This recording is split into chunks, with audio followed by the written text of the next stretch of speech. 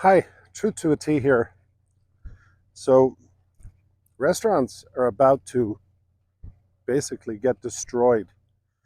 I don't talk about food service much on this channel because this channel um, is not about my business. I am in the restaurant business and I've been in the restaurant business all my life. I started this channel really just to talk about Tesla and technology as almost as a break from my own life, my own business. But since I have some knowledge in this area, I think it's important that people be aware of what's about to happen.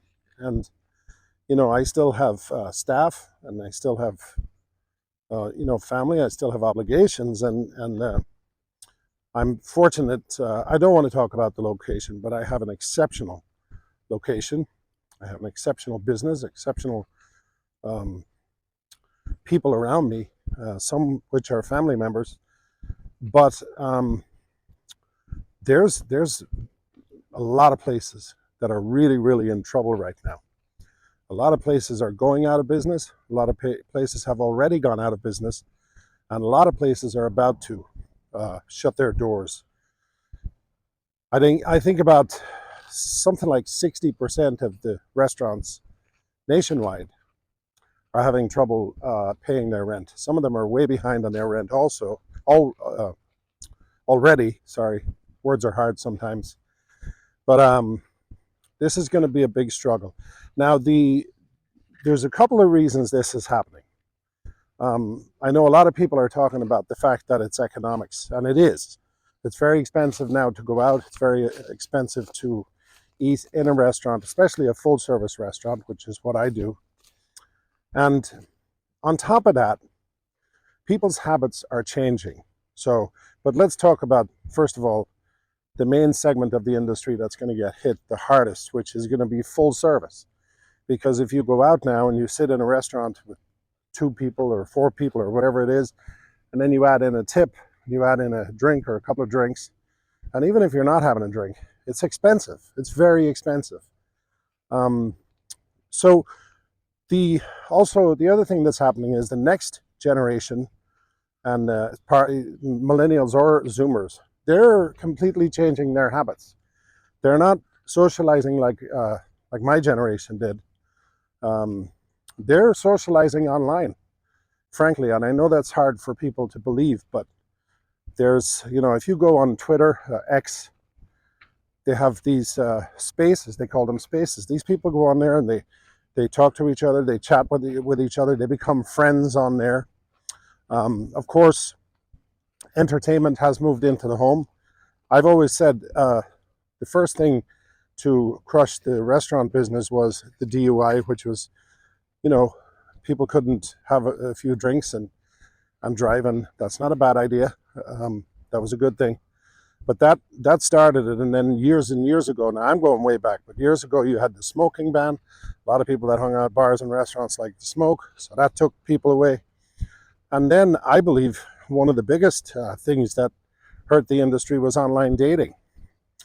And now, of course, you have marijuana, which is very popular, and gummies and all this other stuff. And it's different. It's changing. Also, the growth of non-alcoholic drinks is enormous. I never thought that it would grow as fast as it has. So, a few years ago, the only beer you had that was non-alcoholic was O'Doul's, and it was disgusting. It's still disgusting. And then Guinness came out with one years ago called Caliber. Now everybody has one, and I mean everybody. You first of all, Miller Lite have one, Budweiser have one. You have Stella Artois have one. I quit drinking myself, obviously, as you know from previous videos, but everybody has one now. You have Heineken 0.0, you have Guinness 0, which is pretty good, by the way. And then most places now, most well-run places have what they call mocktails. So these are drinks that taste just like alcohol. There's even companies making non-alcoholic whiskeys and vodkas and bourbons, and so it's changing big time, and it's going to ramp up. So I feel bad for people who are just getting into the business, because it's going to be very, very hard for them to navigate and get through this. So anyway, this is happening. I know a lot of people are saying that it's because of economics. It is partially, but people's habits are changing, and they're changing rapidly.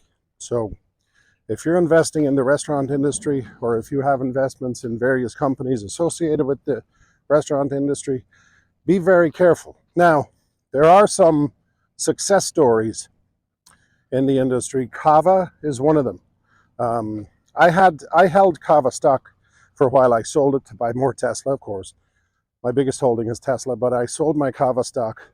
And Chipotle are still doing very well.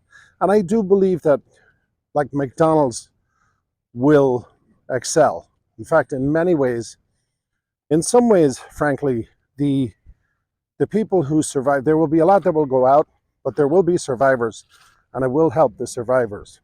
But like I said, it's all going to change. Anyway, I don't usually talk about the restaurant industry. Let me know if you want me to. I do have a lot of knowledge in this area.